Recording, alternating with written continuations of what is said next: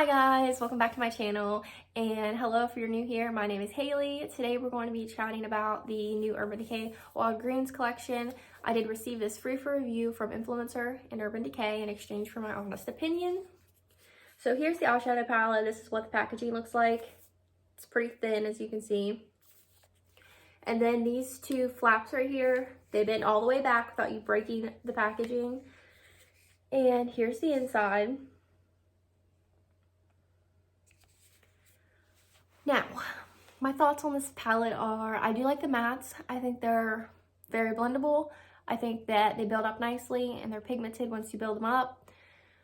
They do have some kickback, so if that bothers you, then I don't know, this does have kickback, like a good bit, honestly.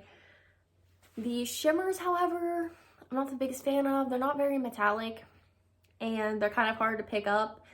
As well as I did go in with a glitter glue to do this look, and I still have a ton of fallout. You can't see it really from here, but there's a ton of fallout all over my face from the eyeshadow, even though I used a glitter glue. So those are my thoughts on the formula. As far as the color story goes, I wish there was more greens in here, honestly. Like if it's the Wild Greens palette, I don't know, I expected more green shades than this. There's like a lot of just your everyday browns in here. Nothing too crazy in my opinion, honestly. I just don't know. Like, this isn't what I was expecting. Is this what you guys were expecting with Wild Greens? Do you love this color story? I mean, I will get use out of it, and I'm glad I got it, but I probably wouldn't have bought it with my own money, honestly. I just wouldn't have. Like, this isn't $44 worthy to me personally. Now, if this is something you love, then I don't think you'd be disappointed in the quality. And I can't compare it to other Urban Decay eyeshadow palettes because I haven't used an Urban Decay eyeshadow palette since I was in high school, honestly. And I really only used the mattes back then. So that's my thoughts on this palette. Right, so next we're going to talk about this mascara that is part of this collection. And I am not wearing it today, but I did post a YouTube short on it where I applied it when I'm not wearing any other makeup. So I can go ahead and link that and put it in the cards here. But basically the reason I'm not wearing this today is because I don't like it. I wouldn't recommend it.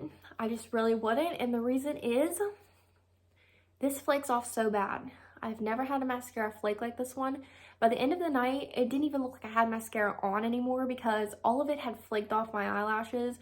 It went into my eyeball, caused my eye to itch, went all over my cheek, down on my face. The flakes were everywhere. It was insane, and I just can't deal with that. I don't like flaking. As far as the formula goes on your eyelashes, it's a very natural mascara. It doesn't give length or volume or anything like that, really. It kind of just makes my eyelashes look darker. That's all it did for me. So I just think there's better mascaras at the drugstore that you could pick up for half the price of this one. That's my opinion. Alright guys, that's going to be all for today's video. I hope you enjoyed it. Make sure to let me know in the comments if you picked up this collection or if you skipped on it. I would love to know what you think. And I will see you all in the next video. Bye.